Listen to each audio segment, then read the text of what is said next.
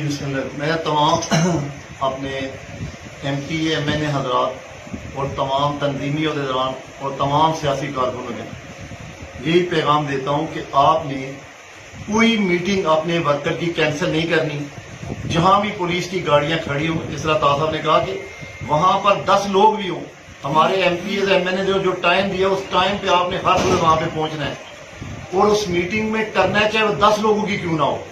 آپ نے پولیس کھڑی کرنے سے یا ان کی رستے بند کرنے سے آپ نے اپنی میٹنگ کینسل نہیں کرنی، اور نہ ہی آپ نے اس سیاسی ورکر کو یہ کہنا ہے کہ ٹھیک ہے آپ میٹنگ پوسٹ پون کر دیں.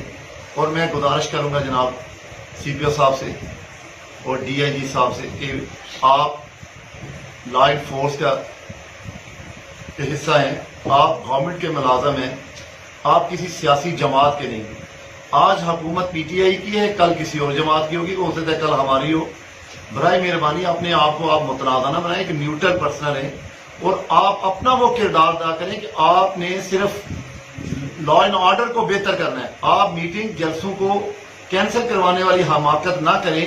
یہ آپ پاکستانی عوام اور اداروں کو مت الجھائیں، اور جو آپ کو یہ بات پہ مجبور کر رہے ہیں کائنڈلی انہیں بتائیں کہ آپ کا آئین، آپ کا قانون آپ کو اس بات کی اجازت نہیں دیتا. یہ ہر سیاسی جماعت، ہر سیاسی ورکر کا حق ہے، وہ کرے گا. میں بس یہی کہوں گا اپنے تمام ایم پی ایم این اے سے، جس طرح ہمارے گجرات میں میاں طارق صاحب نے میٹنگ کی ہے، چودھری شبیر صاحب نے لالا موسیٰ میں کی ہے، جہاں بھی پولیس کھڑی ہو ہم وہاں پر آپ نے میٹنگ کرنی. کوئی ہمارا ایم پی ایم این اے پولیس کی گاڑیاں کھڑی کرنے سے میٹنگ کینسل نہیں کرے گا. جہاں ضرورت پڑے گی ہم پہنچیں گے، اور انشاءاللہ اگر اس سے بات بڑھی تو پھر ہم بھی بات بڑھا دیں گے.